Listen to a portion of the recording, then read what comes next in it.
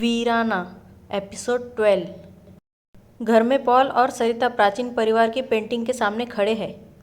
यह इतना बड़ा जॉइंट फैमिली है। जब ये लोग यहाँ रहते होंगे तो इस घर में बहुत रौनक रहती होंगी। हाँ, मुझे भी ऐसा लगता है। इस घर को जिस तरह से बनाया गया है उससे लगता है कि ये लोग अमीर होंगे। हाँ, यह सच है। मुझे यकीन है कि उनके पास ऐशो आराम की सभी सामान था। मुझे आश्चर्य है कि उनके साथ क्या हुआ होगा। मुझे नहीं पता कि परिवार के साथ क्या हुआ, लेकिन मैं निश्चित रूप से चारों ओर कलाकृतियों की खोज करना चाहती हूँ। मुझे श्री भोजवानी ने बताया था कि उन्होंने किसी भी चीज़ को छेड़ा नहीं है।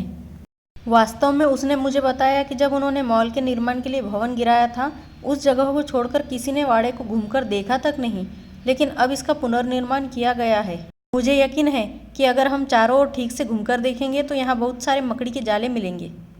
क्या आप मेरे साथ आना चाहते हैं? मुझे लगता है कि हमें जाकर तहखाने का पता लगाना चाहिए। नहीं, तुम जाओ। मैं थोड़ा थक गया हूँ। मैं बस आराम करूँगा, लेकिन अगर तुम्हें कुछ मिले तो मुझे बता देना। ठीक है, मैं तुम्हें बाद में मिलती हूँ। अगर तुम्हें कुछ चाहिए तो मुझे बुला लेना। सरिता और पॉल के जाने के बाद पेंटिंग में कुछ अजीब सा हो रहा था। क्या यह सिर्फ कल्पना ही थी या चित्र में लोग वास्तव में जीवित हो उठे थे? उनकी आंखें लाल चमक रही थी। सरिता तहखाने में जाती है और वहां पहुंचकर चारों ओर देखती है। वहां चारों ओर दीवार है और एक तरफ एक दर्पण है। यह जगह बहुत पुरानी है। मैं पुराने समय की गंध महसूस कर रही हूँ यहाँ। अचानक सरिता ने देखा कि तहखाने की दीवार का एक हिस्सा टूटा हुआ था। वो इतना बड़ा नहीं था कि वह उसमें से निकाला जा सके। मुझे लगता है कि मैं इस दीवार को तोड़ दूँ। मुझे उत्सुकता हो रही है कि इसके पीछे क्या होगा। सरिता दीवार को तोड़ देती है और चौंक जाती है। उसने दीवार की दूसरी तरफ फर्श पर सुनहरे सिक्के बिखरे हुए देखे। ओहो, यह कुछ खजाना खोजने जैसा लगता है, जैसा मैंने किताबों में पढ़ा है। ओह, यह बहुत ही रोमांचक है। मुझे नहीं लगता कि इन सिक्कों में से कुछ सिक्कों को उठाना एक अपराध होगा। सरिता फर्श पर बिखरे हुए सिक्कों को इकट्ठा करना शुरू कर देती है। वाह, ये सिक्के भारी हैं। मुझे यकीन है कि ये शुद्ध सोने के हैं। सरिता जाने के लिए मुड़ती है। वह पॉल को सिक्के दिखाने के लिए उत्सुक है कि उसने क्या पाया है, लेकिन उसको आईने में कोई रूह दिखाई देती है। सरिता वापस सीढ़ियों से जाती है। पॉल इन सिक्कों को देखकर बहुत खुश होगा। मैं बहुत भाग्यशाली हूँ जो मुझे ये मिले। सरिता पॉल को सिक्के दिखाती है और वो उनको उत्सुकता से जांच करना शुरू कर देता है।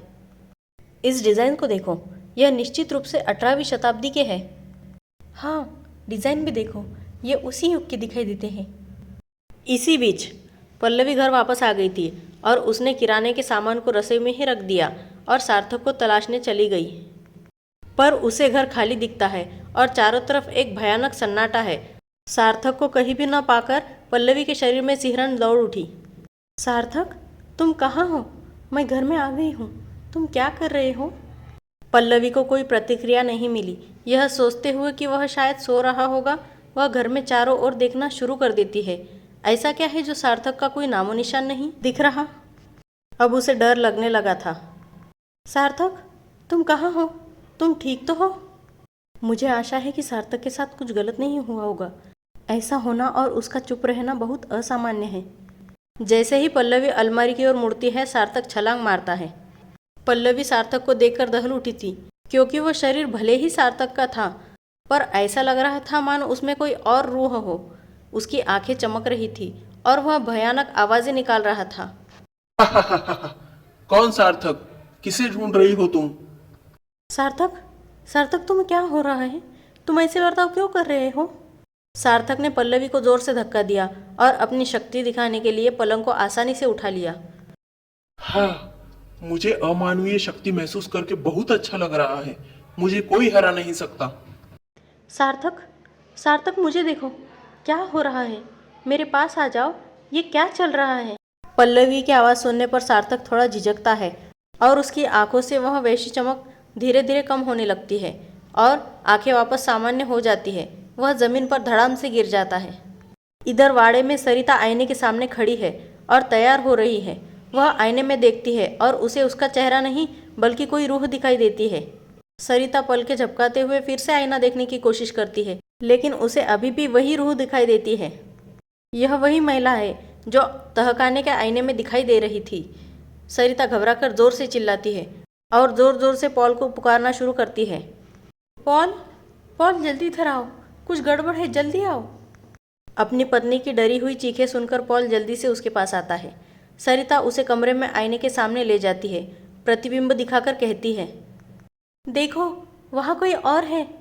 यह तुम क्या कर रही हो? मुझे तो सिर्फ हमारा ही प्रतिबिंब दिखाई दे रहा है। नहीं, तुम ध्यान से देखो, वहाँ एक रूह है। वहाँ कोई रूह नहीं है सरिता, तुम्हें वहम हो रहा है। शायद तुम बहुत थक गई हो, चलो आराम करते हैं। सरिता चुपचाप पॉल के पीछे चलती है, पर वह जब मुड़कर देखती है तो उसे आईने में वही रूह दिखाई देती है। क्या सरिता के साथ कुछ गड़बड़ है, या जो वह देख रही है वह सच है? क्या होगा सार्थक का? क्या इन सब बातों का कोई हल है? जानने के लिए देखते रहिए